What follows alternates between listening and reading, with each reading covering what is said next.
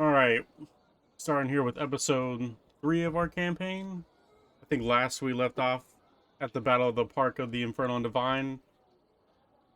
A bunch of us, or matter of fact, you guys killed about 20 skeletons and a were-rat. Found some crystals that looked a little bit funky. And Og, sadly, is trapped in a golden crystal. You were all heading back to the Hands of Time. So I guess I would like to ask those of you that are able to walk and move around after being in this battle, what would you like to do while heading to your location? Anything special? Is there any opportunity for a long rest? Nah. Probably when you get to the destination, that would be a great spot to do it. But you gotta get to a safe location first. Yeah, a long rest is if we like stopped on the street and just like went to sleep to the next day. We're homeless now. It's like that was tough. Let's just guys, let's just take a break. We're not Sabrina. Wow. I think we should probably I don't know. I felt like none of us like talked to each other or said anything to each other after the fight. And we all just decided to I mean, you go guys back look to like the you were end of time. working together pretty well, like helping each other out. But you have, I think none of you know each other's names except for maybe Yeah. Belzeron and Adwin, and then Sabrina and Yeah. Mr. Sleeves. I've been to the shop before, and we had the discussion. We decided to go to the Hands of Time together. Well, yeah. Like Ada knows bells are on and whatnot, and Obviously knows Mr. Sleeves' big fan. yeah, big fan. He'd be a little confused of what Mr. Sleeves is doing with someone from Yeah. the harmonium. But And I had an exchange with Mr. Sleeves before we left. so I guess like Adwin will probably be asking like Sabrina, so like kind of just be like, so what are you like on guard duty, or like trying to like ask what her deal is with Mr. Sleeves? Yeah. So you're asking me that? Yeah, Okay.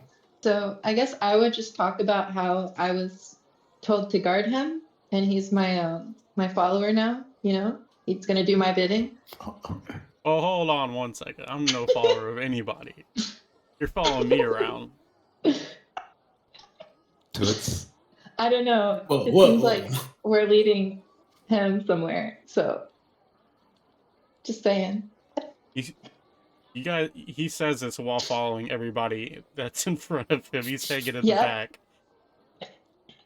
It's like, I am not getting hit up in front of nobody. I'm not gonna get caught with the stray again.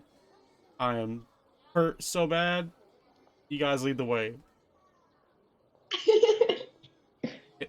You can visit every time he talks. You see just a little puff of like smoke come out, like just as residue from what he did with the cigars earlier. Oh my gosh. Yeah, well, What a mess. Once we get to the Hands of Time, we have some med kits or whatnot. We could get people, cleaned up and everything. Who would be leading this little party? I kind of feel like it would be me. I don't know.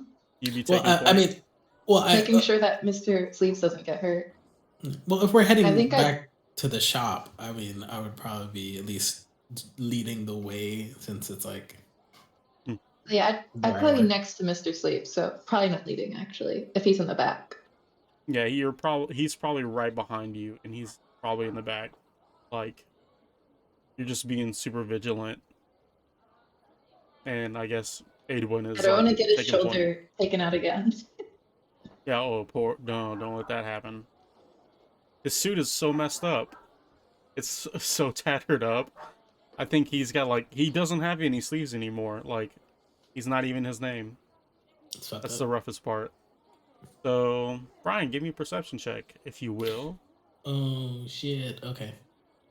Perception check. Where's my perception? Do. Oh my god, where is it? It's under skills, right? Oh, it's right here. Duh. How do I have a 0 to perception? Ooh, 16. Okay.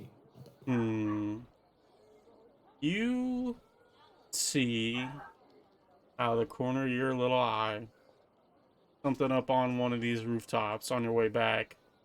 Just back off into the darkness a little bit. Don't see much of it. But you just catch, like, it's just one of those things that are so out of focus. So I kind of like slow down a bit, and like looking around, and I kind of just motion to everyone. It's like, all right, guys, keep an eye out. I got a bad feeling. Actually, let's hurry up, and I kind of start walking faster. Okay. I give you a suspicious look. Like I'm not sure what your intentions are. Yeah, I just like I am getting a bad feeling. Let's not waste too much time. I think as you guys hurry up a little bit, you're closer to the Hands of Time, and you pass by the Red Pony Ale House, which is not too far off from the Hands of Time or the Great Foundry. And you see this small little girl come running up past all of you and bump into Mr. Sleeves and then run off. Wait, do I not have any time to react? She's so fast to where you can't like react quick enough. And she kind of like took everyone by surprise because you thought she was walking right past you all, but she ran right into Mr. Sleeves like as a bump, and like it's basically a hit and run is what she did. Bump, and he's like, "What?" That's all he can do is just do what? Is he hurt? No, he just got like bump into somebody on the street. That's really what it was. Maybe he was poisoned though. Damn. Is there any way we can check for that? Edwin's like, hey, Mr. Sleeves, you might want to check your pockets. Yes, that too. There's like one pocket left on Mr. Sleeves. That's I not check your real. pocket. He's like, okay. So he checks it. He sees a little note inside of it. And it's written in common. And the note says, they're watching you.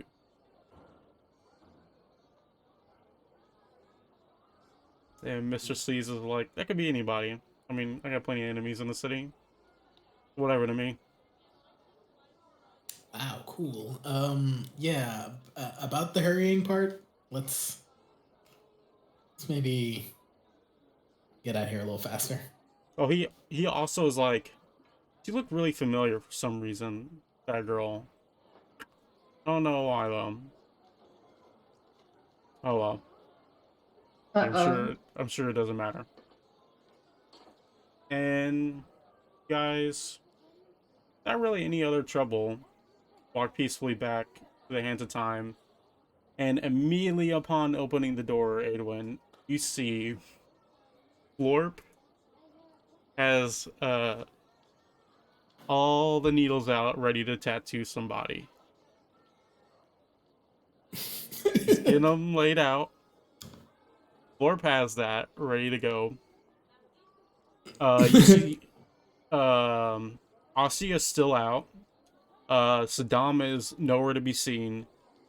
But Torga is there as well, your little dwarven friend who's the artillerist. And Olo is gone too. Olo is not at the front desk, it's Torga. It looks like Olo might be on lunch and Torga's taken over for about an hour and a half. Okay. Well, I probably I would probably ask Torga like where hey, do you know where Saddam is? She just replies back to you. He left not even 10 minutes ago, complaining about his hair and then wanting to go get a drink. He didn't tell me where. He just said he was going to go out for a drink. So I assume he's going to do a pub crawl like he always does. Great. We got a bit of a situation, to say the least. I kind of motion everyone in, like, to kind of come in and like get settled. Okay. I'm making sure that Mr. Sleeve stays next to me. Just, walk in and try to find somewhere to sit. Mr. Sleeves ignores you and goes right up to Florp. And he lights a cigar, and then he just quickly puts it out into Florp's body mass. Whoa! God, what the fuck? What the fuck, Lord? Mr. Sleeps, don't do that, please. Mr. Sleeves is just like, this is fascinating. Never seen this before. Can I ask, like, what Florp is? Like, what does he look like? Florp is like Like- a blue plasmoid-looking slime creature. It's right now it's in a Ew. humanoid shape. It's very featureless. It does have little tiny goggles on though that it's somehow in its body still. But other than that, it just looks like a vaguely humanoid slime creature. That is strange. He also does have a chalkboard as like a necklace that he writes on to communicate. And he just saw Mr. Sleeves put in the cigar into his body mass. That's like so weird. So I think I'm gonna walk up to Mr. Sleeves and like grab his wrist and pull him away. He doesn't resist. Okay. I'm just like, come on, man, you can't do that. Like, that's the first time I've seen that thing. I've lived here almost all my life. See something new in Sigil? Come on now. Is that the thing you always do when you see someone for the first time? And maybe. How rude. It depends on if I like him or not. Yeah, which one? It doesn't matter. Mr. Sleeves just immediately asks you, like, where's the bed at? I need to go get some beauty sleep. Yeah, in the back, there's a couple cots. Florp, could you just check? Like, is anyone hurt or anything? We need to like check to see if anyone has any like critical, not critical injuries, but like if it gets people healed up, maybe. Yeah, I think Galander and Mr. Sleeves are gonna go in the back and sleep for sure. Both of them are. Just take a good old long rest.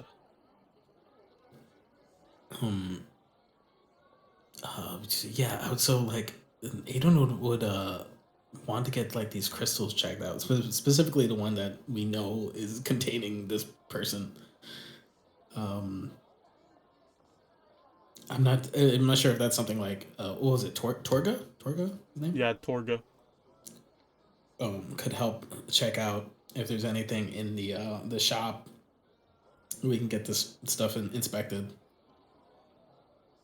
She when you ask her that, she immediately goes, "Is it because I'm a dwarf?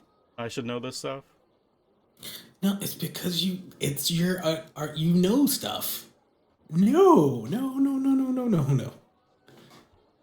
immediately just takes she's like, just hand over whatever you want. What do you want me to analyze? Yeah, so we got this crystal. We got to run in with some weird dude turned into a weird rat thing. Doesn't matter. He's dead. There were skeletons. But so there's this crystal. It is currently in possession. There's someone in this thing. He held up this crystal and slurped up some dude. And we need to figure out what the hell this is and how to get it working. How much? How much? How much you willing to part with for me to do this for you? Like, listen, Turtle, we're coworkers here. I was just thinking, like, Yeah, and I seem to remember that my assistant is dead thanks to you. So I'm gonna need another one. Whoa, wait a minute. Wait, Snippy. Like, what happened, sir? Assistant? Remember the homunculus servant that blew up? Oh, the body. Good old Torgas. Listen, first of all, that was Florp. You know that. Florp doesn't know any better. And I don't think he understands the concept of money. I don't think he does either. Which is a whole nother thing. Falls on you. You're the junior here. I'm the senior. Pay up. How's like, what if I buy you lunch later? No. 2 lunches. No. Lunch for a whole month, I say. 5 gold. 150 gold's worth of lunches, and it's a deal. Oh my god. Yes, but only if you're able to actually figure this thing out. All I have to do is figure it out. Well, Deal. Get them out. Too late. And she here you go. He signs- hands up. She does her like a handshake agreement, but her handshake is her punching you right in the face, and then she scurries back to her workstation. Gets That's to work. great. Very cool. Okay. I think he's hey Florp. Florb comes right up to you and immediately writes on the chalkboard, "I need help.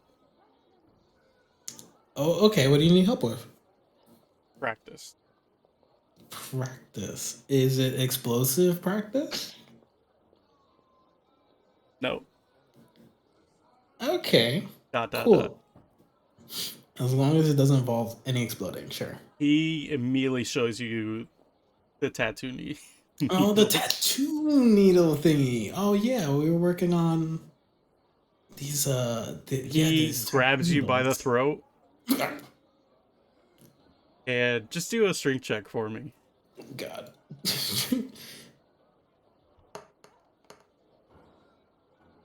Ooh. Was it a strength save or a strength check? Does it matter? Strength check. Do a strength check. Okay. Even worse. Ooh, I'm so happy you rolled that because he got a 5, so he's technically stronger than you at this moment.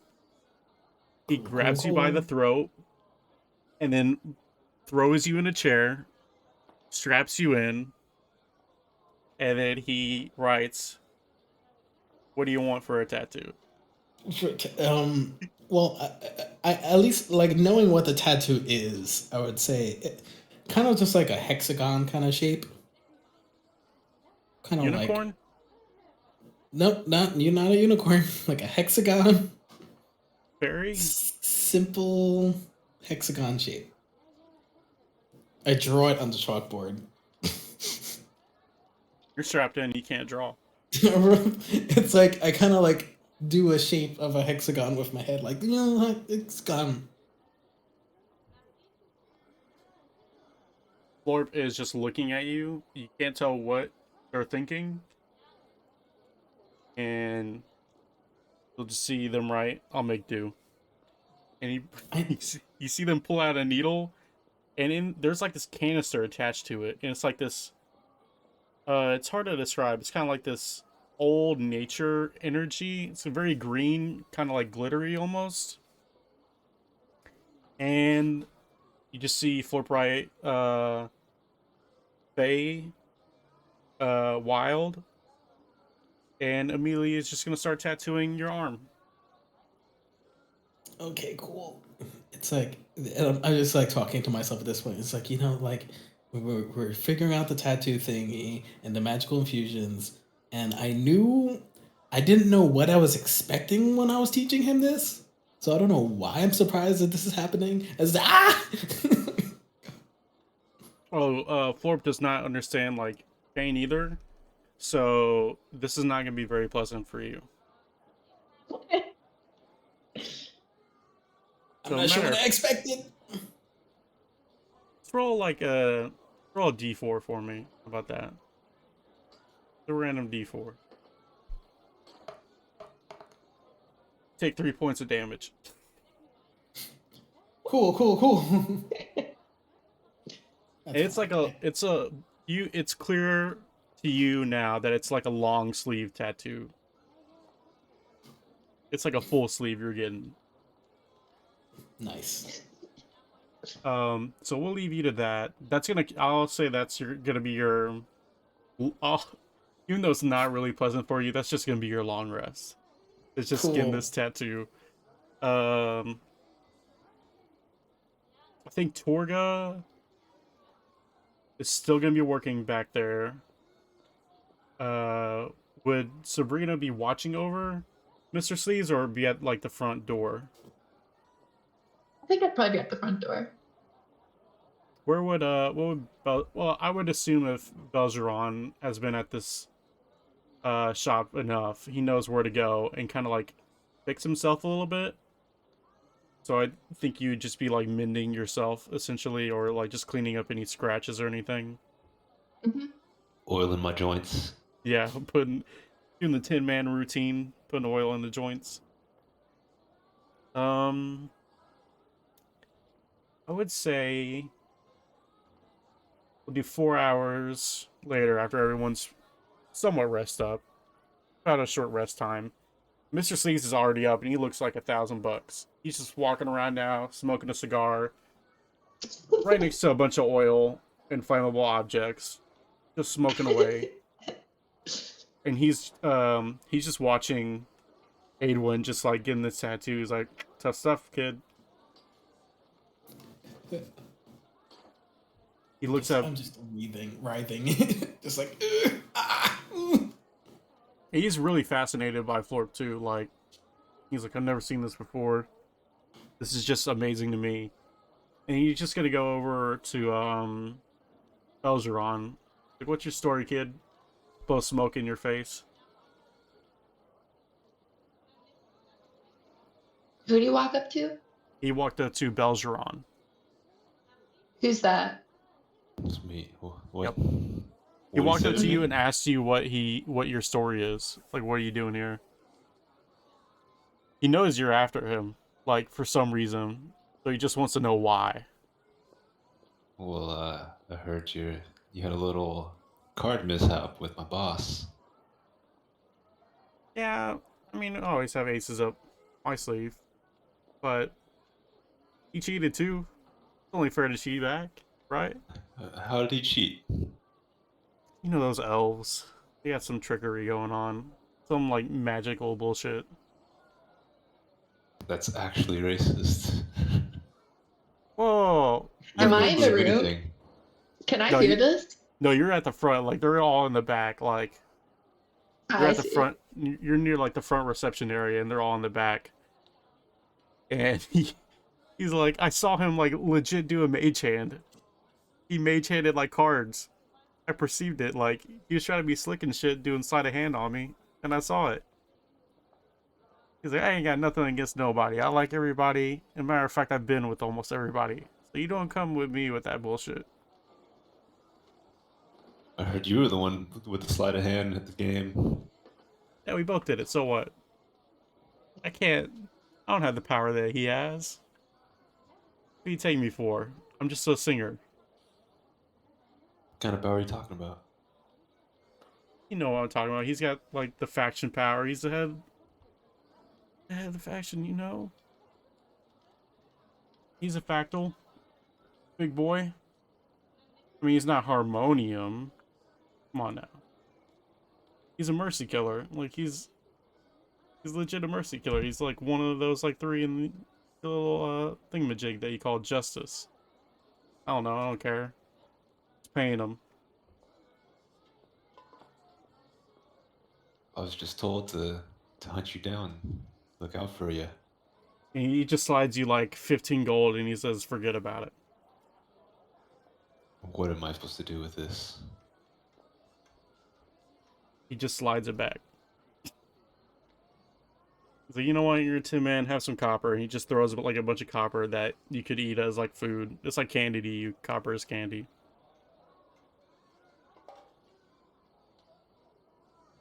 I guess. I'm not bribable. I can't eat this copper. The freaking robots. So just tell Silas I'll visit him and then we'll square away any debt or whatever. Deal? Alright, you sounds good, you better. Alright, I know where to find you. Yeah, good thing I got a bodyguard now, though.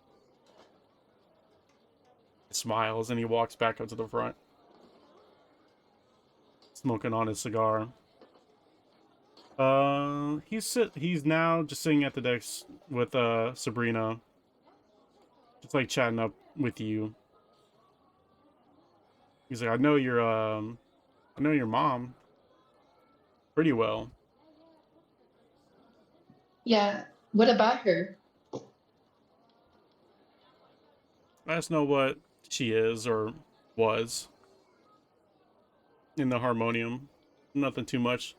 I am very familiar with your grandmother. Your grandmother makes wonderful coffee. She Yes. often visits the Lion's Den.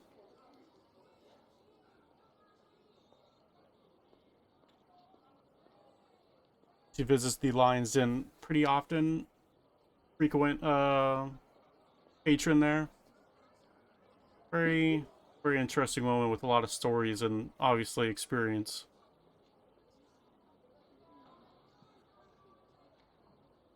He's like, so why did you agree to this? I think about it for a moment, and then I decide to tell him I'm doing it for my family. He's like, family? I have like 30 brothers and sisters. Nothing to me. They're all like tadpoles.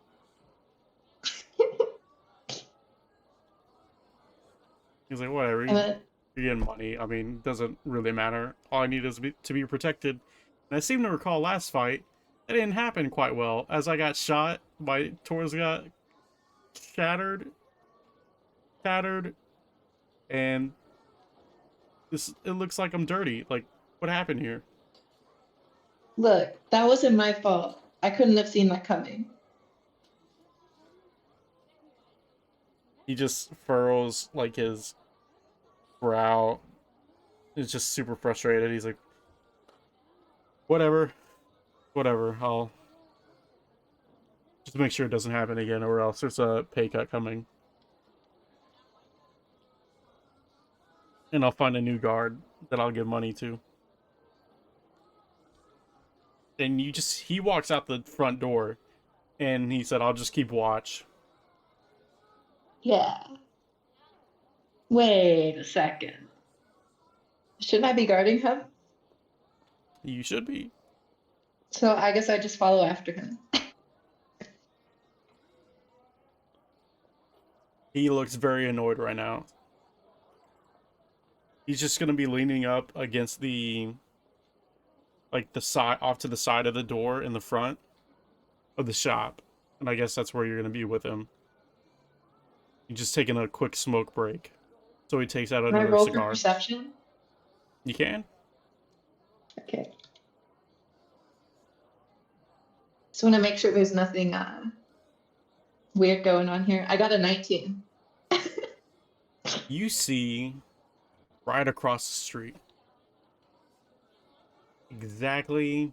If you just look up, just like about 45-ish degrees across the street at the Speckled Ale House, you'll just see like three figures. They're all wearing these masks. You can't tell anything about them except for they're like these masks with just two eye holes, a mouth, and then you just see these like, looks like tears coming down the mask, and it looks like it's blood, and then they just back away slowly. Uh-oh. I asked Mr. Sleeves if he saw that. Mr. Sleeves is currently hacking up along. What? What was it? See some weird birds or something? No, I saw What like happened? 3 masked figures. They kind of looked ominous. Yeah, I see them every day. What of it? Are you He's sure like, that's safe?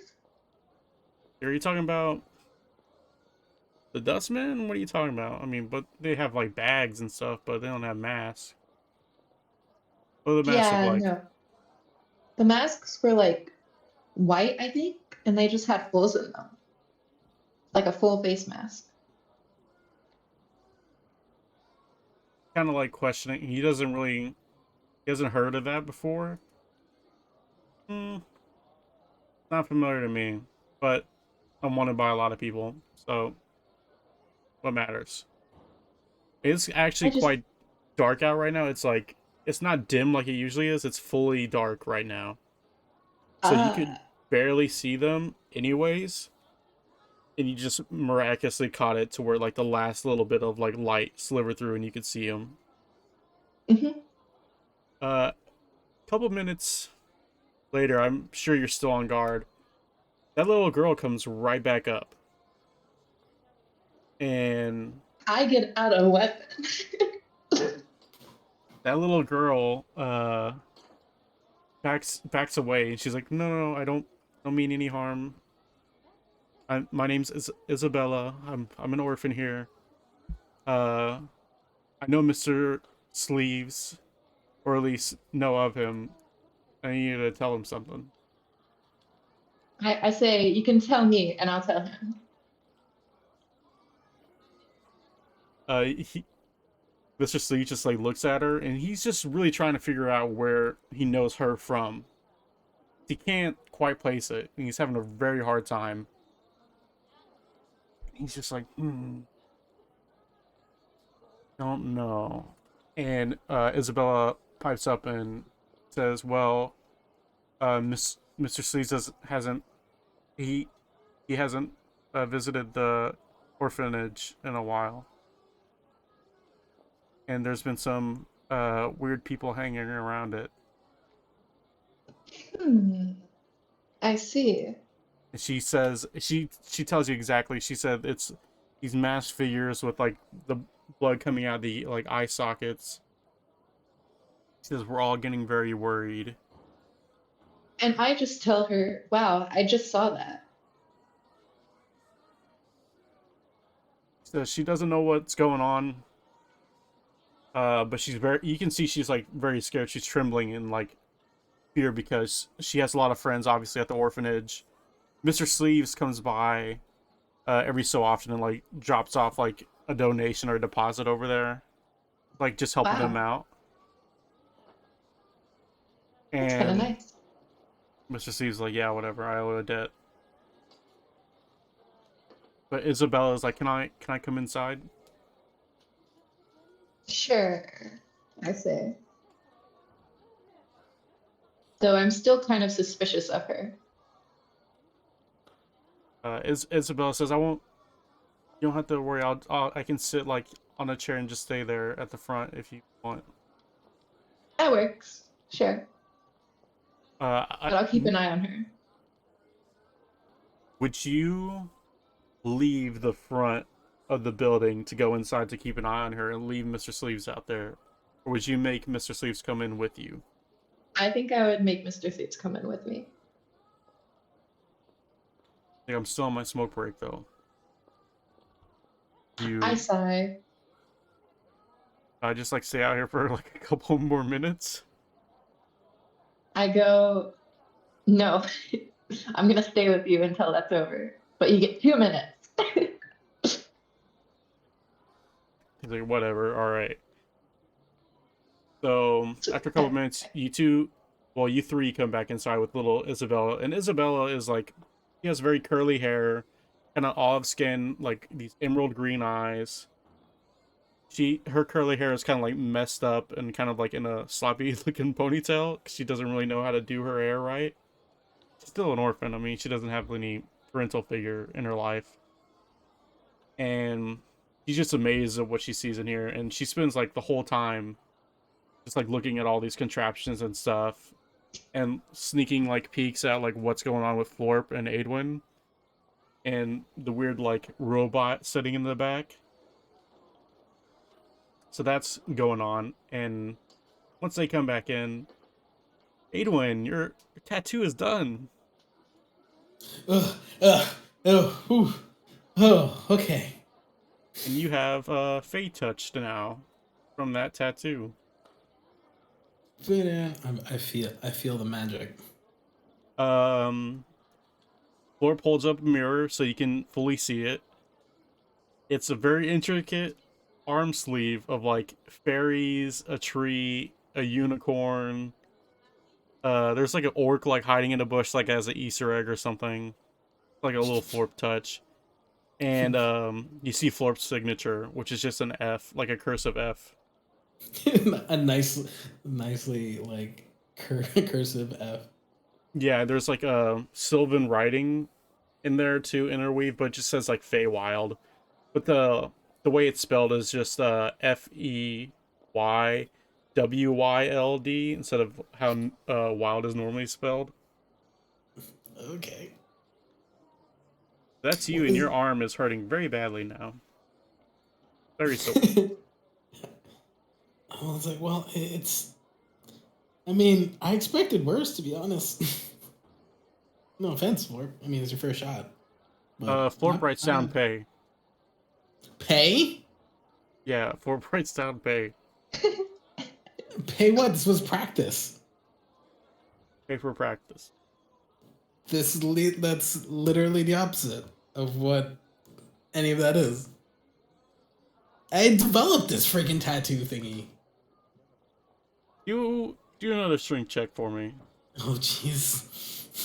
This is why. Okay. No, 14. You do not get out of the straps. You are still strapped into this chair. And Florp writes down, I can practice again. Oh my god. Dude, Brian's getting bullied. How about I buy you? Do you eat lunch? 25 gold. Fine, 25 gold. What do you have on you, Aidwin? I need to like look. Like, wait, so how much did I give to Torga is 150. Oh my god. Well, so I have 215 before that. So I have enough to give Floor 25 as well. You're left with 40 gold. Cool. Expenditure. Well, right now you still have that 150 because you don't know what's happening with Torga. Oh yeah, that's right. Yeah, I haven't. But you're gone with that. Once you give that 25, or you promise to give that 25 over, Florp like unlatches you and you're free to like walk around now and chat about. Okay, well, so I do give Florp the 25. If Florp could smile, there'd be a big one. I could feel it. I could feel the. And Florp, you just see Florp put the 25 gold into his body mass. Ew. And it's just like float. It's right in the like stomach area. It's floating there. I guess you could go help Buzzron like get fixed up and just make do some tune-ups and stuff to help him out. Apply some. Yeah. I mean, you're an armor. You can help apply some more plating to make him tougher. If you want. Yeah, I maybe do run our like normal maintenance routine. Everyone's doing that. We're gonna cut to inside this little crystal now. With little old Og and the little crystal, golden crystal gem. The whole time, I mean, for hours, you have just heard this dwarf in a very heavy, almost like Russian Germanic accent curse. You just hear her cursing. That's all you hear. Otherwise, it's total blackness inside of there. It's just like, you know that there's a floor, it's totally black. Everything around you is totally black. And it's all flat. It's flat as the eye can see. Just you in there. My eyes have not adjusted to the dark at all, or like I can kind of see, or you're just saying there's no light in here? There is almost no light. The only light that would emanate would be from you. Okay, gotcha. I guess I have to choose a direction and start walking. So I guess straight is the best way. So I just start walking. Or actually, no. First thing, I call out and just try to grab the attention of anybody from inside of this gym. See if the dwarf can hear me. See if Brian's character can hear me. Make another perception check. A perception check? Yeah, just see. 25. There is no way they can hear you. Okay. Or at least they're not even like Korga is just like doing something very loud. You can't really you know she's cursing and like Mm-hmm. saying stuff in Dwarven and Elvish for some reason, and then also Common. But Mm-hmm. all this is like she's saying very strange words. You can't quite comprehend it, but she's not even receiving what you're like dishing out. So you just assume like no one can really hear you inside of here. Mm-hmm. Gotcha. You're kind of like in the void almost. Mm-hmm. And Mm-hmm. you feel a hand right on the back of Okay. your neck. I whip around and slap it away, or hit at whatever is touching me. It's one of those things to where it's like no matter how much you move, it's like always on the back of your neck. Mm-hmm. Just it's not holding you or like grasping it. It just is like lightly placing its hand around your neck. Can I like reach back and like try to I try to grab it, but there's nothing there, type of thing? Yeah, it's not you. It just has like if you could see it right now, it's like there's an impression of a like a darkness hand. But every time you like try to interact with it, it just goes right through. That's unideal. Shoot, I don't know what to do about that. I don't like that. Eh, is there anything to do about that? Can I? When you're pondering this, this hand is slowly sliding up your neck to the top of your like head, down onto your forehead, and it's the tip of its fingers are like right on your eyebrows right now. You can feel it, but you can't even see it because it's so dark. But you can feel it. Mm-hmm.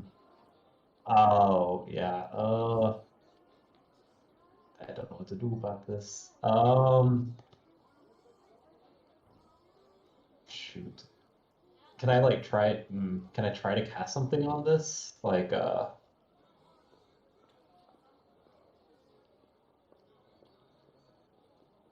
don't know what to do with this. Um, I guess at this point I'm just gonna keep. I don't know. I keep running and then freaking out. I don't know what to do. You roll a charisma saving throw for me. A charisma saving throw. Yep. Okay. Where's the charisma? Oh, that's not good. Oh, 15. You feel, you don't see it, you feel and you hear like lips right next to your ear, and they start talking to you. What are they saying? Can I understand what they're saying? You can understand it. But do you need help getting out of here, and would you like to get out of here? Yes, I would very much like to get out of here. I will trust anything at this point. What would you give up to get out of here? Would you bear my I don't, mark? what are you looking for? I don't have anything. You could bear my mark. What do you mean by that? You'll see. Nothing more, nothing less. And if I Just say no? you stuck here. Mm, I. You have to promise me I'll come to no harm. Ooh, I cannot promise that, as I have no idea what would harm you in the future. I would come to no harm from the mark specifically. I'm from no. Any harm that I inflict on myself or through another situation is obviously mine to bear. But But you say if not I'm through gonna the be harmed mark. through the mark, then I don't see any purpose taking it and getting it. What do you mean harm? What do you mean by harm? Say damage? Would I hurt you? Poison you? Electrocute you? What do you mean by that? What do you mean by harm? Harm is a very general word. And I guess as long as I'm not going to die. Yeah, I mean, you're not going to kill me or anything. So It's not going to bring me to my demise at the end of so the as day. long as the mark doesn't kill you, we're all square. Ow, man, that's not a great deal, but This is the deal, and you can take it or leave it. you know, I'm freaked out by the whole situation. I'll take it. So once you say that, you feel another hand come up from the bottom of your throat and chest area. Feel the fingers grip onto the bottom of your jaw, and then the top hand opens it up, and you just feel this darkness go inside of your body. And you have your shadow. You could see it. It's a little bit livelier, and it's growing a little bit bigger. My shadow? Your shadow, if you could see it, it would Mhm. definitely be a little bit bigger and livelier. Your shadow touched right now. Mm-hmm.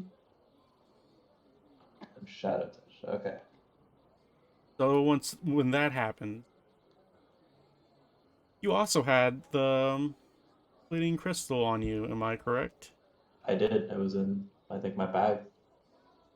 You touched it with your bare hands. I did. At the time, I didn't know what it was. I still don't know what it is. But Roll a yes, I did d4 have it for in my me. D4. Where do I just do the D4s in this? It's on the bottom left where that little dice. Click it, and then Oh, there. yeah. Yep. Got it. Where's the D4? There it is. A 1. 1. I want you to pick a tooth, a fingernail, or a toenail. Oh. A tooth. A tooth? Mhm. Okay. You see. Actually, you don't see. You can feel it. You can feel your tooth. I'll say one of your fangs, one of your canines, Mm-hmm. just start to decay. Mm-hmm. And it's hurting really badly. Would you pull it out? Like it's almost Uh, rotting. It's at if this it's point. almost rotting, then yeah. I mean, if it's gonna fall out, then I'm gonna try to pull it out or take it out. You pull it out, and when you pull it out, there's some blood associated with it, but that blood does not look normal. Brilliant. And that tooth does not look like your normal tooth anymore. It's starting to decay, and now after it's done decaying, it's starting to like reform a little bit. Starting to look a little bit more twisted than a normal tooth would. I ask what's going on to whatever this voice is. That voice is not talking to you That's great. anymore. Voice. So what else is going on? It's changing It's into. that tooth looks like it's just mutating, like weirdly mutating, like it's sprouting off in different like crystals almost. Hmm. But it's there. Mm-hmm. Mm-hmm. Can I inspect them further somehow? Yeah, do an investigation check for me. Sure. Investigation. 17. This thing, you have a hunch to not let it touch any more organic material at all. So I drop it. That would be your best interest to drop it. I will drop it. I sense no good thing coming from this tooth right now. And how what? I drop it. Mm-hmm. So once you drop it, kind of just stops. Like stops doing anything. Looks like it's dormant. I mean, it's really nothing's happening with it. But So it's only. you also remember that you have that crystal in your bag. Now, is your bag made up of leaves? I kind of figured it would be made up of leather. Of leather. That's what I was imagining, like some sort of like hide, or yeah, like a pelt or a hide type of thing, I guess. Maybe not leather. Do you think it might be in your best interest to get that away from any organic material? All right, I Now dump my bag. you don't even touch it, you just dump it. I just turn my bag upside down and dump it on the ground. You see, once that crystal hits the ground, just a trail of blood just follows it when it bounces. And it slides just a little bit. And it slides towards that tooth. It doesn't touch it, but it gets very close.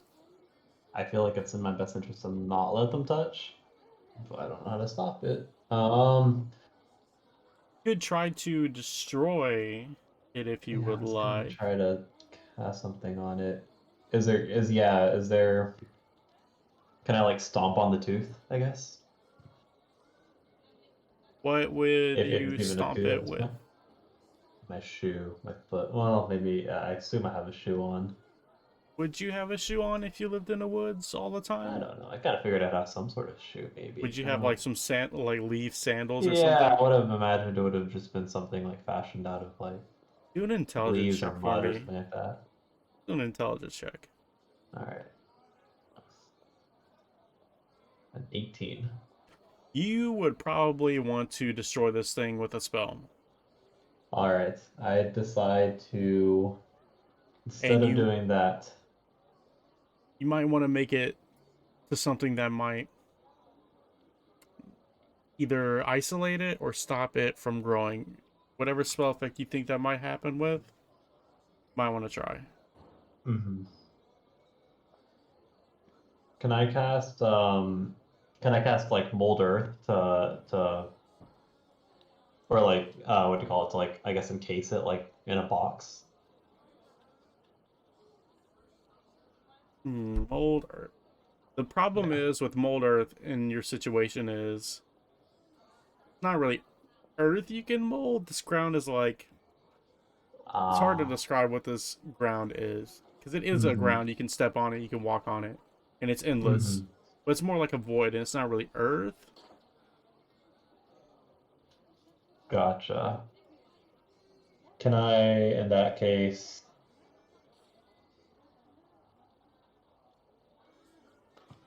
cast chill touch on it? Go for it. All right. Yeah. Roll an attack roll for me. Wait, is that the effect one or is that the hit DC one? Chill touch to hit 12 plus 6, 18.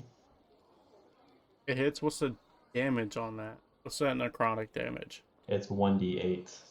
So I'm gonna do it 7. You see this thing grow in size a little. Ooh, brilliant.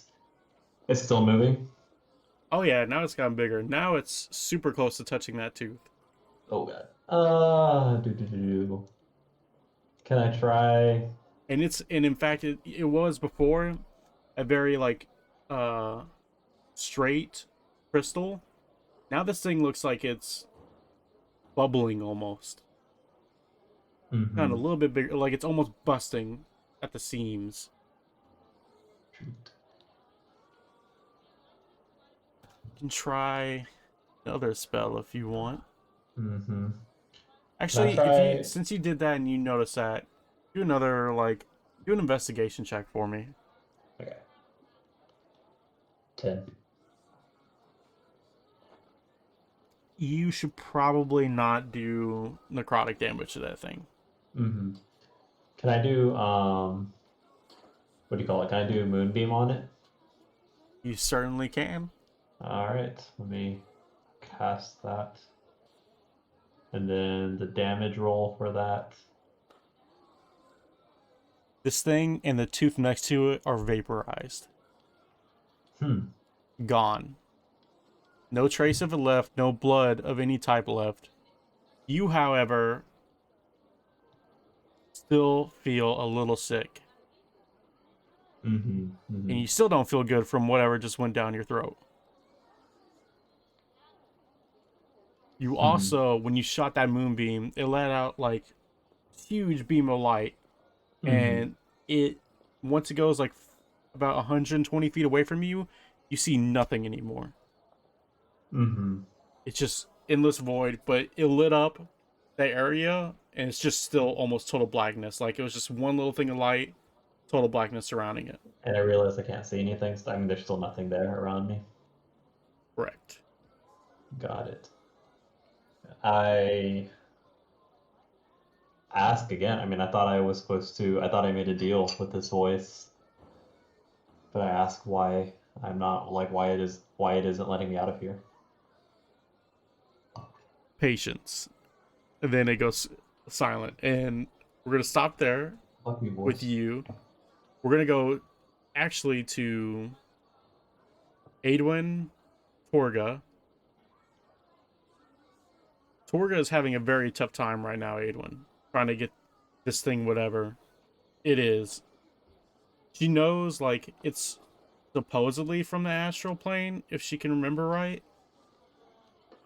But other than that, she's like, I'm having a really tough time trying to get whatever thing is you want out of here. Well, that's not good.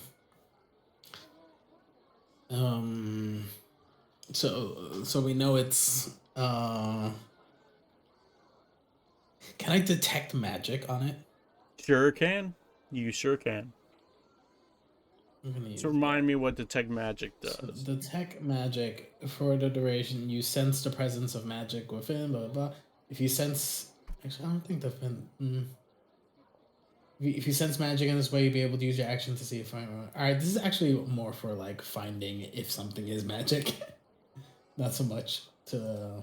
I'll say if you can go ahead You and know, cast actually, Doesn't it detect the I type of magic on I something though? have Also, like not no. just. It detects if magic is nearby, but I do have identify. I can cast identify. Duh. that. Sure can. So you choose one object that you must touch throughout the casting of the spell. If it's magic item or other magic imbued object, you learn its properties and how to use them, whether it Yep. requires attunement, etc. And yeah, I'm gonna. Did we actually long rest and we get our spells back and stuff? Yeah, I'll say everyone long rested at this point. Okay. I'm gonna cast it as a ritual anyway, so I don't have to use a spell slot.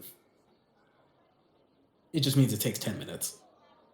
You take quite a bit of time to cast Identify, and as soon as you're done with this ritual, a little light bulb appears, and it forms a face, and it says, "My name is Bulb.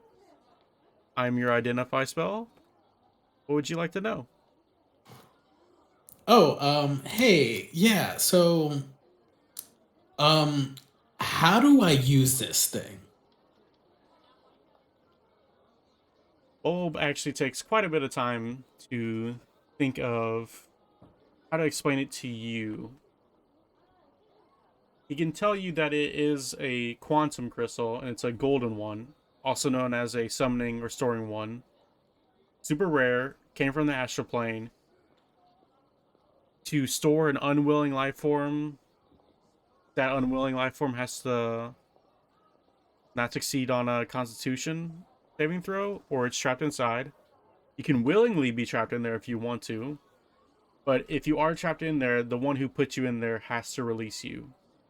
Or you can be saved by two distinct ways. One is a neutralizing crystal, which is a baby blue in appearance. Super rare. It's one of the rarest ones. And there's only usually 2 per planes of existence, is what we think, or what the knowledge is right now. Cool. It can purify stuff. It can release stuff. It will disappear if you use. That's what we've known, but you could also try to decipher the text or script on the crystal itself to see if you could kind of jailbreak it to release what you need.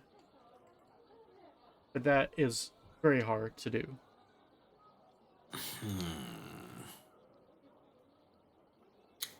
If you fail jailbreaking it, though, it will corrupt, and the possibility of this crystal imploding in on itself is very high. And whatever is inside of its pocket dimension that's holding it will also be rendered out of existence. And as soon as it says that, it disappears from existence too. It says bye. Alright, well,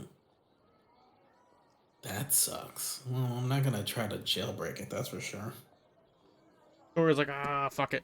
Let's go. And then you see Torga look at the script, pull out a hammer and a chisel, and immediately start to... She's about to jailbreak it.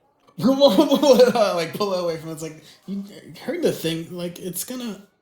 We don't want to... There's someone in here. We don't want to risk corrupting it. Torga just looks at you like, you don't think I know my crystals? I mean, you couldn't even figure out how it worked. Like, Yeah, how many... you didn't know either, so where are we at right now? Have you decoded a crystal of this type before? I sure haven't, but guess what? There's always a first time for everything. There is a first time, and we're gonna try it everything. right now.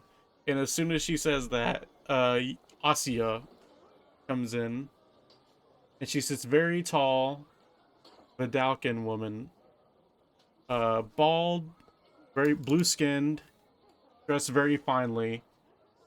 Comes in, she says, she's just assessing the chaos right now. First, there's no Olo. She's like, where's Olo at? Where's my little special boy at? She sees a kid in the Hands of Time shop, and she's furious already. Mr. Sleeves is there, an annoyance to her. A harmonium is here. We got a robot here. We got this weird crystal. You're here with a tattoo. Florp is doing some weird stuff. Doing Florp stuff. And you and Torga are arguing. And you just see her rub her temples of like, what did I just get into? What the hell happened? I've attempted to pull the crystal away from Torga at this point. Oh, you're in a do a strength check. Okay, 17. Yeah, you fail. She has it. What's her strength? The dwarf. She's stout, strong. Ugh. You know she literally holds a cannon in her arms in battle if she ever does. He's an artillerist. Like, yeah, he paid me to fix this, and now he doesn't want me to fix this. I need to get this, like, whatever thing it is inside out. And it's one of those quantum crystals. Yeah, exactly. It's a quantum crystal that will implode if you mess up whatever you're trying to do that you've never done before, literally. Asya just like I'm dealing with children here. You see her just grab it. Tori just like freely lets it go, not even gonna react to Asya. She's like, whatever, take it. And Asya just like inspects it. Like she has like those like magnifying glasses on right now that she switches through to like look closer and closer. And she's reading the script on it. And she's like, yeah, we can totally jailbreak this. I don't know why you're making such a fuss. Oh, have you done something like that before? Sure haven't, but I'm sure the three of us working together can do it. I don't know how helpful Florp will be, but I'm sure he could give a hand. Maybe without Florp. Florp looks sad. Listen, buddy, I'm just saying, like, this is sensitive material here. I want you. What's going to happen here is a combined intelligence check. Whoever wants to help them out can give them help, and it's an advantage to each person. So, Brian, you can roll an intelligence check for me. Okay. Before I do that, can I cast guidance on myself? That touch one willing creature before the spell ends. A target can roll a d4 and add the number rolled to one ability check of its choice. Yeah, you can. Okay. You give me a perception check as well. I want you to do that for me. Matter of fact, Belgeron, you give me 1 too. Perception? Yep, perception. Perception.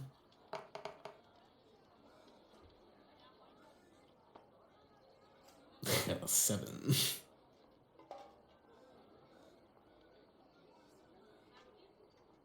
And Belgeron with the perception check. It's 13. Rena, can you give me a perception check? Sure. I just need to find the right window.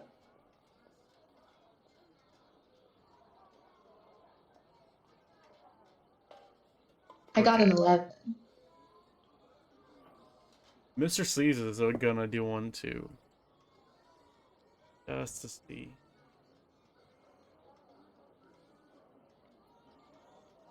Is Aidwin, I'm gonna say you're too focused on the crystal, what's going on, and whatever Aussie is doing and Torga's doing to help out. Belgeron, you're kind of like, back away from the action. Rena, you're still somewhat up front. Mm-hmm. Mr. Sleeves gets a 16. So Mr. Sleeves sees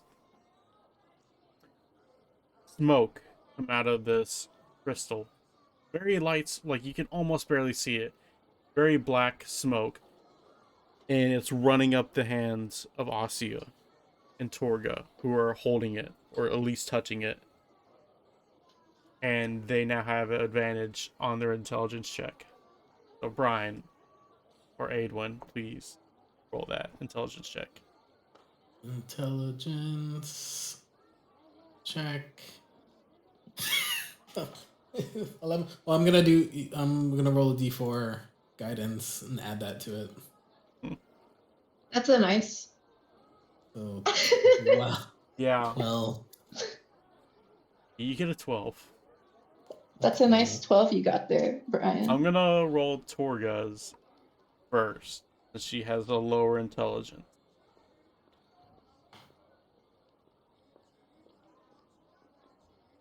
Alright, we're gonna roll Asia's now.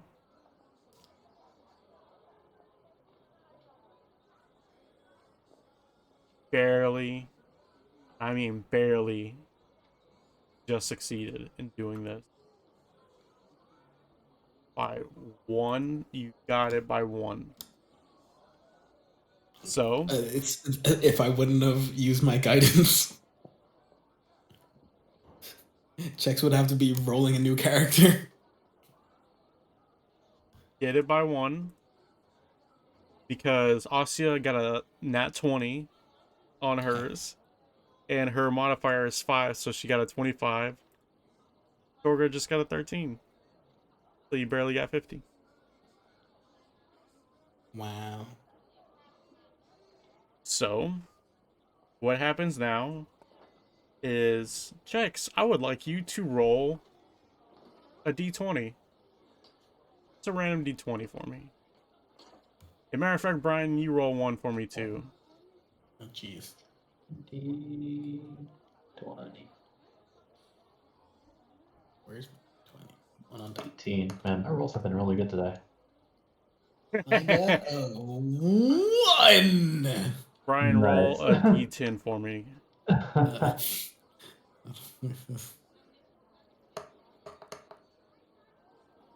You take 3 points of damage. Heck. Me? Who? Aidwin takes 3 points of damage. Og, you before what's gonna happen happens, that voice returns, says you're welcome, Mm-hmm. and goes dead silent. And then you are suddenly snapped into this room filled with people all looking at you, staring right into your eyes, That's not nerve-wracking at all. surrounded by a bunch of people. Some of them are arguing, all look very different from each other. You see this hobgoblin looking thing on the ground, just got, looks like shrapnel damage from this, and that crystal is now gone. It is shattered and it's gone, and there's no possible way of anything happening with that in the future.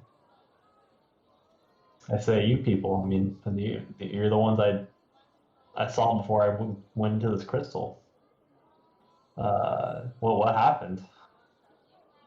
Am I in the room? Everyone has just seen this and witnessed this, even little Isabella. Poor It was- Isabella. Wait, She who's must be Isabella? scarred. I'm She's literally a- scarred. Oh, she's Like the kid. the random kid that you picked up off the street. Yeah, Oh, yeah. it's not abduction. I'm adopting her now. Mr. Oh, Sleeves is like, wow. whoa, I'm the leader. Who said anything about you being leader? I'm the one that's leading this, alright? I got the most money here. I got the most charisma. I'm the leader, obviously. Look, I need y'all to not debate who's the leader and tell me what happened. One thing I knew I was fighting, and then the next thing I'm in a crystal and now I'm here. Like, what is going on? Mr. Sleeve says, as the leader, I will delegate that to Aidwin. So Aidwin, take this away. I like get up and I was like, well, I mean, that was kind of it. You got sucked into a crystal by some weird dude, turned into a rat. He's dead now. There were skeletons. It was a whole thing. And then we managed to release you using science. That we totally knew exactly what we were doing. You didn't have anyone help you? You didn't. Well, what do you mean science? What do you mean? Oh, well, yeah, us three. It's my colleagues here. It was totally safe and not dangerous. And so Yeah. no, you didn't hear any voices guiding you or anything like that? Only the guidance of knowledge. Yep. I don't say anything else, but I find that interesting. Would Og mention anything about what happened to him inside of there? No, I would not. He's too reserved Not for even that. what happened with that crystal. Not even what happened with that crystal. Would anyone care to tell Og what happened with the red crystals and stuff that they saw around the dead body of that were-rat? Would you think to mention that since he just got stuck in one of them?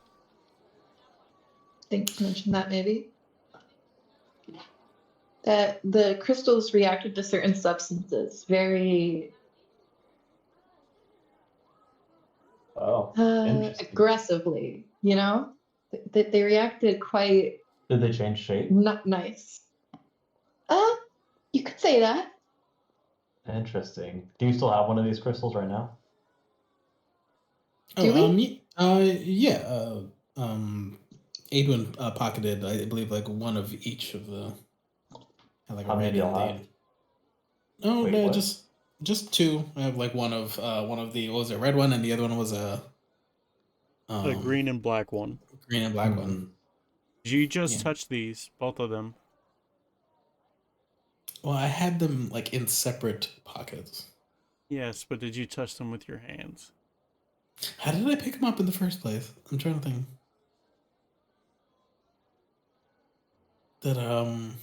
Pick them up with like a utensil or tweezers or something, I think, if I remember right.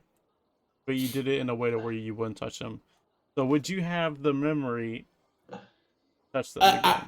I would say like having the wherewithal and knowledge to handle them the way I did Give the me first a time. history check. I would do it. I want you to give me a history check to see if I you can wouldn't remember how you handled these. be so. Damn it! Let me open my thing. History. Here we go. A day ago. 12. Yeah, I would say you would remember this quite clearly. Yeah. Yeah. So I like carefully handle and present both of them on the kind of. In fact, I feel like the shop would have maybe some type of like clamp, like something like a canister. Yes. Something maybe. like to grab like cloth or something, or like bottles or something like that. Or like something that would that you would use to pull Like a out vial? something from like some coals or something. Actually, I think like Adon would probably put it in like a containment canister Mm-hmm. that we probably got like lying around. Knowing as hard such, so they probably have been put into containment canisters, so you can kind of see the crystal kind of suspended in this kind of big vial thing. Mm-hmm. Okay. Ka-chunk. You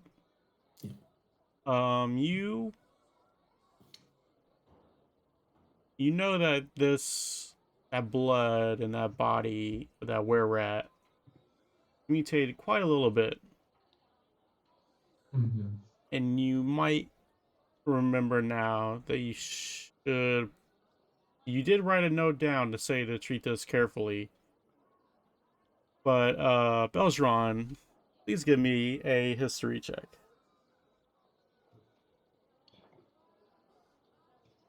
See what happens. Where's history check? Oh.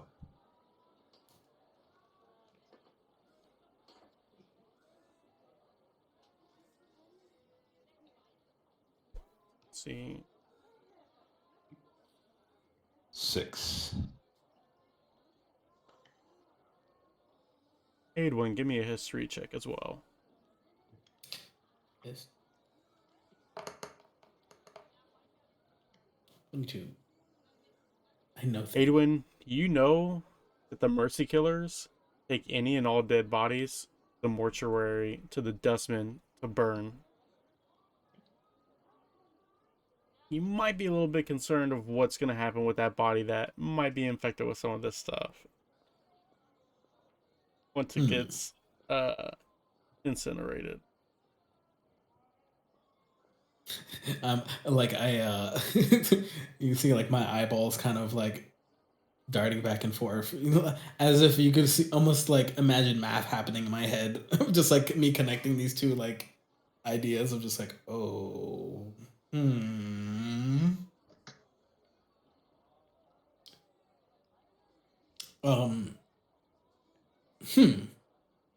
It's like, I just kind of thought about something.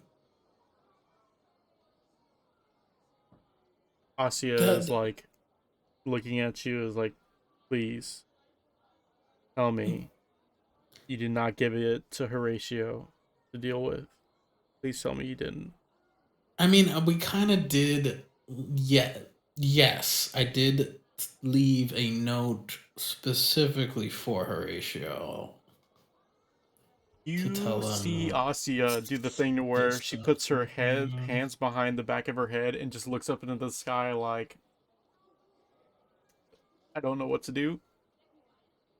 And she says, please, if this is infecting and mutating stuff, could you kindly please go to the mortuary as soon as possible? Yeah, it's probably a good idea.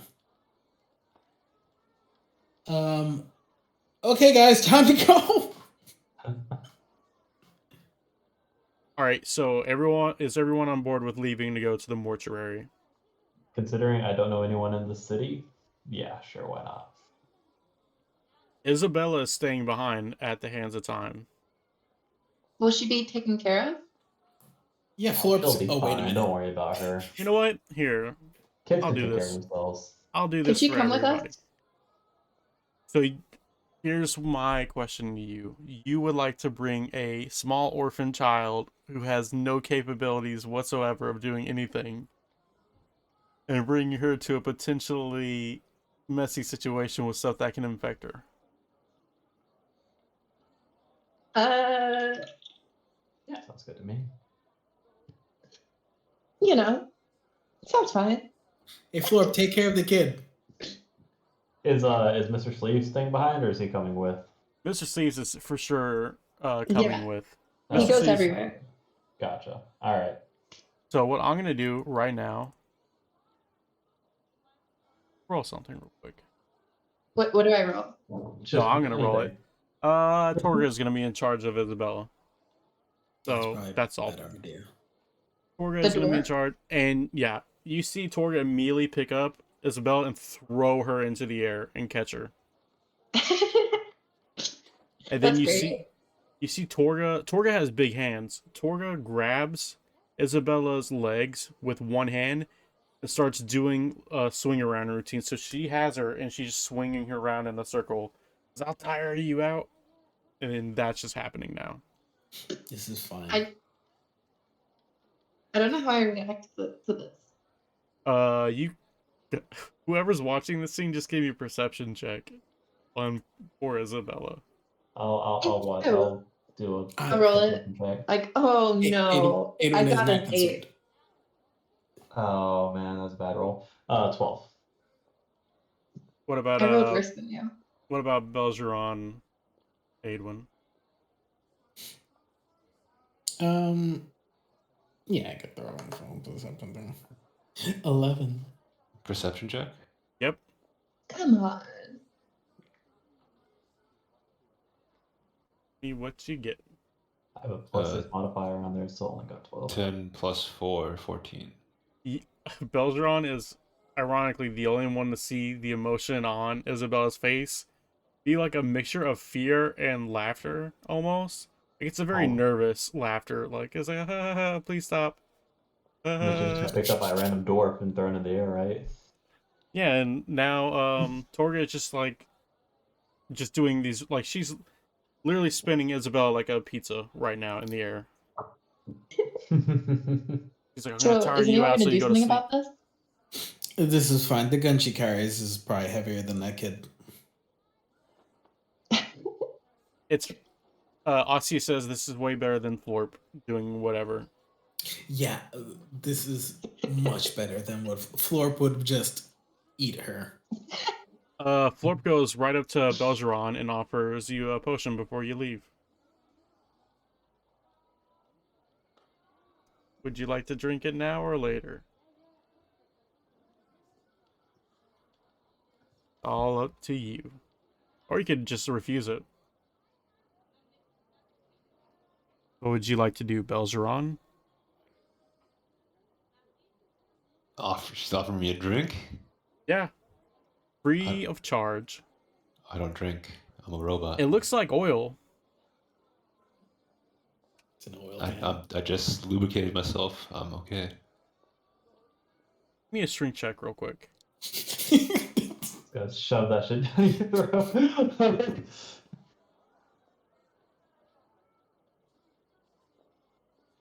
Is that athletics? Which one is that? You know what? Yeah, just do athletics then. We'll just do Let's athletics. see if you can. 26. You stop what Florp was about to do. And Florp looks very sad. Walks over to a homunculus servant. Does what he was going to do to you to this homunculus servant. And you see the homunculus servant grow a beard. Like a dwarven beard. And it's out of like metal shavings and stuff. And I feel if really bad for And the even homunculus though- servant. Could have been worse. Could have blew him up. I was gonna say that's a win right there, if anything. yeah, one grew an afro, one blew up, and then one has a dwarven beard now. Mm-hmm. You eat 2 out of 3 times, you're growing hair. Just that. That's really What's- all she does is build potions that grow hair. If you could see Florp's face, Florp would have a face of just disappointment and kind of like sadness. with like a hint of like anger, like Mhm. one of those. But everyone's going out. We're leaving. Galandris is gonna come with too. Are is everyone leaving like right now ASAP? We all good on that? I have no reason to not. I am knowing how this could be I'm a going. messy situation. Mr. Sleeves says, "All right, let's go." Opens up the door. Second he opens up the door, you all notice that it is lightning outside. Thunder, lightning, heavy rainfall. And Belgeron, Sabrina, and Aidwin, Yeah. give me history checks. Okay. I want I all was three of thinking you to since give we're me wearing heavy metal armor, that's gonna be an issue. 17. Well, isn't one of y'all like a That's it. cyborg? I got an 8. Is he waterproof? Apparently, I'm a jock because I got a 6. Aidwin, you know that it does not. There is weather in Sigil, but it's thundering and lightning, and that only means one thing. I'm like, oh, someone's not happy. That means the Lady of Pain is in rage mode right now. Something has either happened to a portal or one of her Dabu have died. Oh no. And you see a Are the shadow. Dabu the city maintainers? Yes, they are the city. The Dabu are the maintainers of the city and the workers of the city. So they help, if it, like an explosion, let's say, takes out a big chunk of the city, they help rebuild it. They fix things. So one of them have died, and she is connected to each one of them.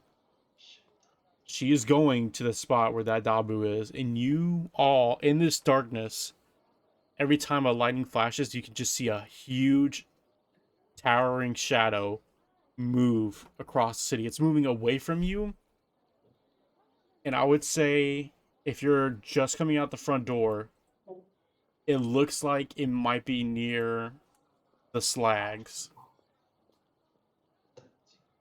Scary. Hmm. Ah, shit. And when you see that, you see two figures run to you. They're running right at you.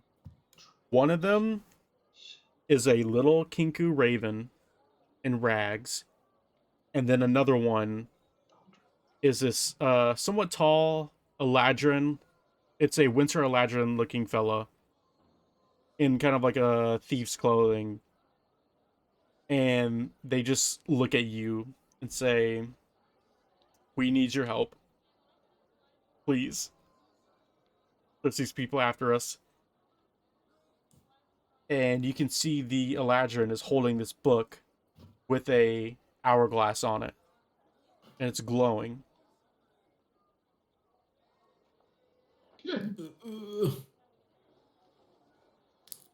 I try to get a better look at the. It's a book, right? It's almost like a tome. Like this thing is hundreds and hundreds of pages thick. It's a very thick book. It has latches on it to keep it closed.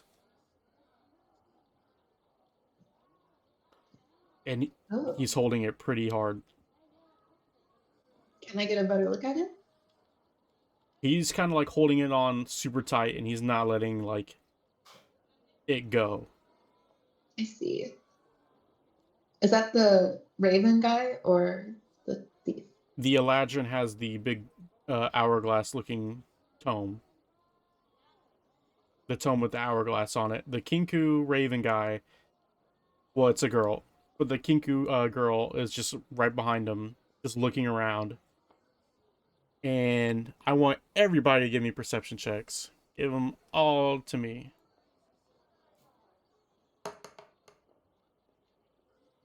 Heck. 20. Wow. I got an 18. 16. I've These are pretty good perceived. rolls here. Every single person here, Og, you see the exact number. Aidwin, you see a rough number. Sabrina and Belgeron, you both see something, but there's these things surrounding you now.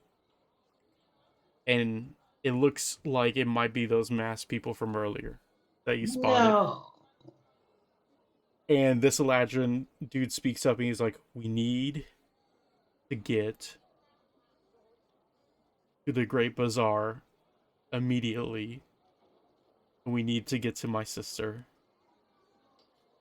And it would be best if we can do that right now, or we all get jumped. Everyone with me. I say sure. Yeah, Aidman's like, okay, let's go. I have a question though. How heavy is Mr. Sleeves? That is a great question. This thing is like 50 pounds. Okay, so it wouldn't be like too much weight for me to carry him? Nope. Okay, I pick him up because I don't trust him. Mr. Sleeves willingly lets this happen. He's like, I hey, just don't want to like first do time for stuff. everything. He's like, I put on my good cologne too. Ah. I put him back down. Gotta learn to keep my mouth shut. But you see this guy says, we need to go see my sister Liliana ASAP, and it would be great if we could do that right now. I followed him. Now, here's the thing. The Great Bazaar is basically at the opposite end of the mortuary. It's like it's almost at the exact opposite end of Sigil. It's gonna take you a long time, so you can all either go there, you could split up, whatever you want to decide. Isn't splitting up a bad idea? It's depends on the situation. It looks like the This situation isn't a horror movie. might call for this. You I can I all heard that go. splitting the party is a bad idea. What do you say? All I to heard you. that splitting the party is a bad idea. It usually leads to someone dying. What is the timeline of this mortuary thing? What are we going to do? The mortuary is where Horatio Maddox took the dead wearer at to burn. Because the dustman burned the bodies at the mortuary. And you know that body is infected with whatever this red crystal was. So whatever happened to your tooth, imagine that happening to a whole body, and then the ashes of that going everywhere. Oh God. That does not sound good. Since I have the least amount of investment because I don't know what's going on for the most part at all, so I'm gonna just follow the group. Okay. Wherever anyone goes. I think maybe Aidwin can. Can we not run to the mortuary quickly? I suggest. It's at the exact opposite end of the city. So imagine it's the donut shape, and the outer sides are the mortuary and the Great Bazaar. They're at exact opposite ends. So you'd have to walk all the way around. Can anybody teleport? I cannot teleport. For like I could do it for like 30 feet or something. You got these two situations, and they both need immediate taken care of, or like attention. I mean, you could say screw these guys who are asking for your help with these people surrounding them, or you could say screw the mortuary thing. I would say Aidwin thinks he can probably handle the mortuary situation by himself, because especially since, not that he created the situation, but he deals with those guys, and he doesn't feel responsible, but like he thinks that's something to attend to. So maybe he conveys to the group, it's like, listen, you help these two out, I'll run to the mortuary really quick. Maybe I'll keep these guys' attentions as well to kind of let you guys slip through. I volunteered to join Aidwin there. I have a feeling that this might shed a little bit more light on the crystal in my pockets. Sure. Mr. Sleeves will pipe up and say, I think it's best these people have brought a lot of unsavory figures around us. I would say that maybe Belzeron and Sabrina would accompany these two fine people to the Great Bazaar, and I would help out Aedwin and Og. And Galandrus could maybe come with us, or you. But I think it'd be best to have the two toughest members go and protect these two people. Mhm. Without Mr. Sleeves. We'll watch over Mr. Sleep. Mr. Sleep, all right.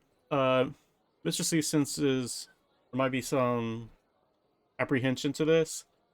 So, Rena, I want you to do a give me a wisdom saving throw.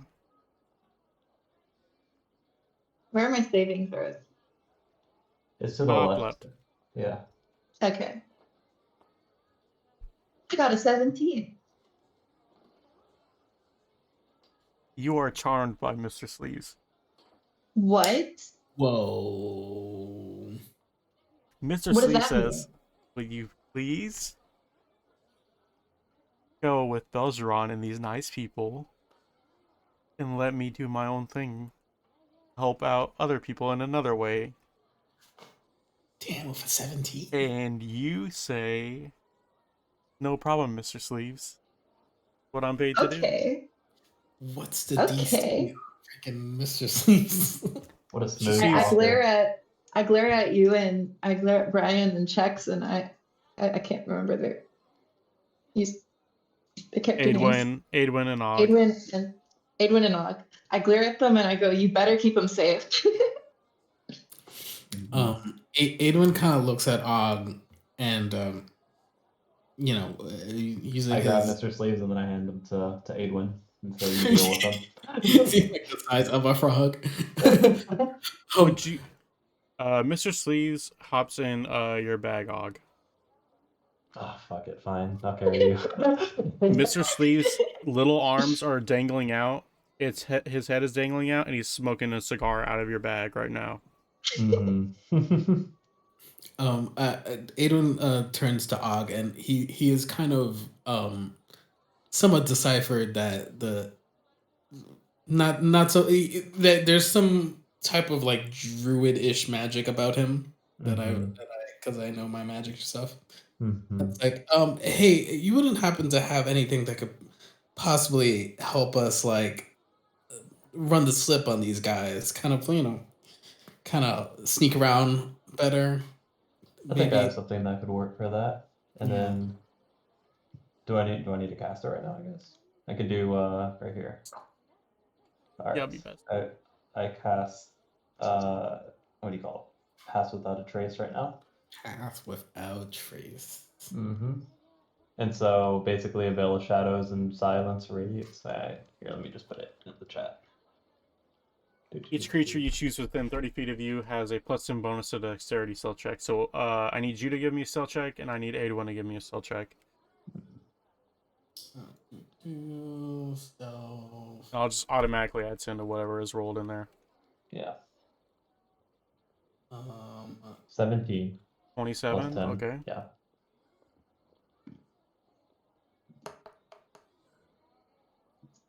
$14. Okay, not bad. Not great. Thank God for that pass without trace. Not my great. God. Mr. Sleeves got a 20, so... You got a nat 20? Damn. Oh, he just got a dirty 20. Oh Well, my gosh. Well, I guess, you know what? That's a 30, so... Mm-hmm. Mr. Sleeve, all... You know what? Aedwin, give me a perception check. Perception. Jeez. You think everything is fine, and you are free to go to the mortuary unharassed. Cool. Mm-hmm. I feel like Mr. Sleeves is gonna harass them. Mr. Sleeves is a habitual harasser. Yeah. I mean, he's already in Og's bag without even asking him. Just jumped in there. I threaten him to keep his mouth shut, or else I'm gonna not zip tie him, but I'm gonna like trap him in that bag. And what's this weird fungus looking thing here? It looks like he's gonna take a lighter to it. Don't touch that. Do not touch that. Don't burn his mushroom. Alright, so you three are going. Looks like everything's fine. I Belgeron. look back to make sure that no one is following us. Or I try to make Oh, sure give me a as we perception pass check by. then. 21. When you start moving away from the area, some people break off, or some figures in the shadow break off to follow you. I convey this silently or whisperingly to Aidwin. Do you convey that to Yeah. Mr. Sleeves at all? Or you just leave him in the dark? I'm gonna leave Mr. that Sleeves guy. is- I'm gonna he's leave that alright. guy in the dark. I don't trust this man in my background now. He's too forthright for me. Oh, that is true. You did not see what he did in the battle, so you have no idea what he's capable of. You just think he's an annoying little frog that got shot. As of right now, he's just a frog dressed like Mr. Peanut. And smoking a cigar. Oh dear. Yeah, I figured that they'd still be on our tail. Can we perhaps try like a juking maneuver of some type? Maybe like hey, let's do some back alley kind of movement.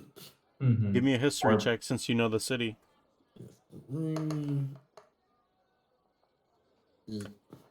You cannot recall, because you're not a very sneaky person, of any back alleys that could get you there without being seen. Heck'em.